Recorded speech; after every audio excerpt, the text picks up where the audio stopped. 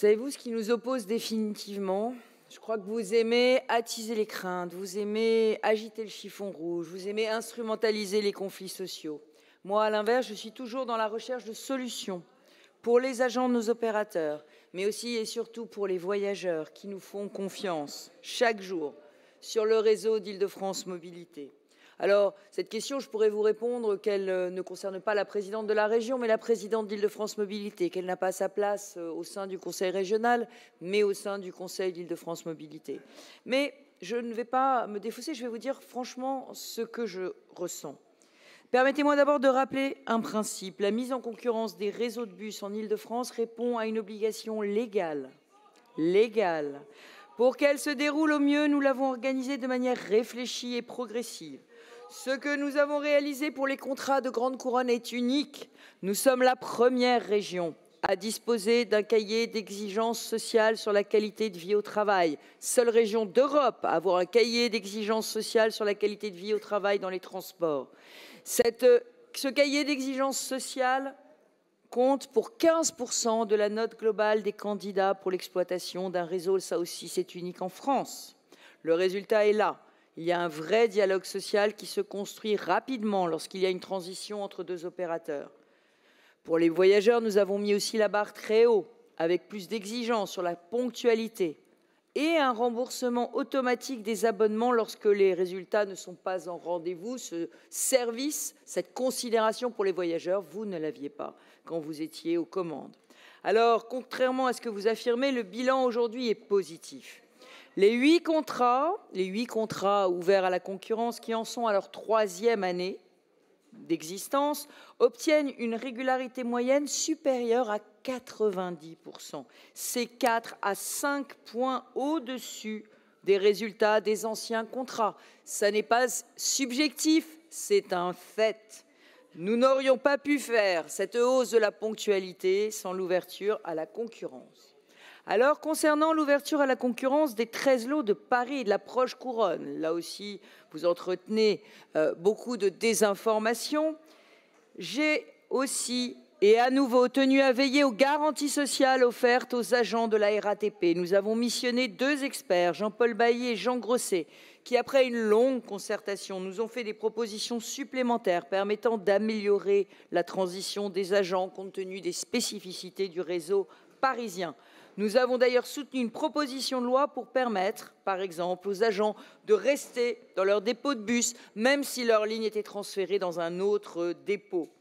Je constate au demeurant que l'attribution des 3 premiers lots du réseau RATP devrait être de nature à vous rassurer sur le soi-disant risque de privatisation que vous agitez sans cesse.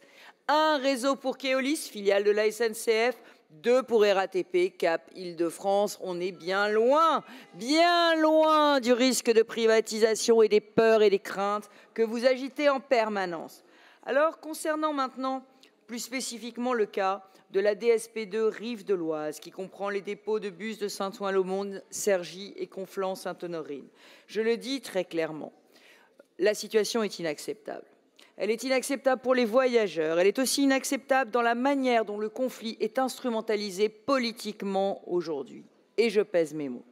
Depuis le blocage des dépôts il y a 2 semaines, ce sont des milliers de franciliens, des travailleurs, des élèves qui ne peuvent plus se déplacer en bus. Il y a eu un premier round de concertation qui s'est soldé par un échec. J'ai envoyé sur le terrain le vice-président d'Île-de-France Mobilité, Grégoire de Lasteyrie, le 13 novembre. Nous avons décidé, pour apaiser le conflit, pour trouver des solutions et des voies de passage, de nommer un médiateur. Île-de-France Mobilité a nommé un médiateur entre l'entreprise et les syndicats. Le dialogue était en train de reprendre vendredi entre le syndicat majoritaire FO et la direction de la Croix-Savac, à laquelle incombe la tâche de fusionner sur ce territoire 2 statuts différents. À la sortie de cette médiation, que s'est-il passé vendredi soir? Le directeur territorial de la Croix-Savac a été agressé par des individus cagoulés qui l'ont menacé de mort. L'intervention des forces de l'ordre a été nécessaire pour garantir sa sécurité. Vous vous en doutez, le directeur est en état de choc, il est arrêté pour 3 semaines. Voilà, alors rien ne saurait justifier cette violence, rien. La négociation doit reprendre. La vérité que vous ne voulez pas dire, c'est qu'avec notre cahier des exigences sociales, tous les salariés transférés verront leur rémunération maintenue. Il n'y aura aucune perte de salaire. Alors oui, je suis persuadée qu'avec un peu de bonne volonté, il est possible d'aboutir à un cadre de travail équilibré pour les agents. Je rappelle que le CIVO est l'une des entreprises de transport qui a le statut le plus favorable de toutes les sociétés de transport en Île-de-France. Mais je le dis, et je le dis avec clarté, le blocage des dépôts a trop duré. Beaucoup de salariés souhaiteraient reprendre le travail et en sont empêchés par une minorité qui est devenue violente.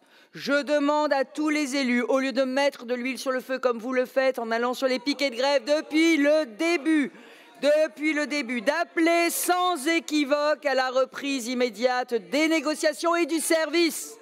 Nous le devons aux habitants. Les habitants n'ont pas à être pris en otage. Ils ont le droit d'aller travailler, d'aller à l'école, de se déplacer en toute liberté. Et je l'annonce bien évidemment dès aujourd'hui, tous les voyageurs seront remboursés pour les jours de service non faits, comme cela est prévu dans le cahier des charges des opérateurs depuis que je suis devenue présidente de la région Île-de-France.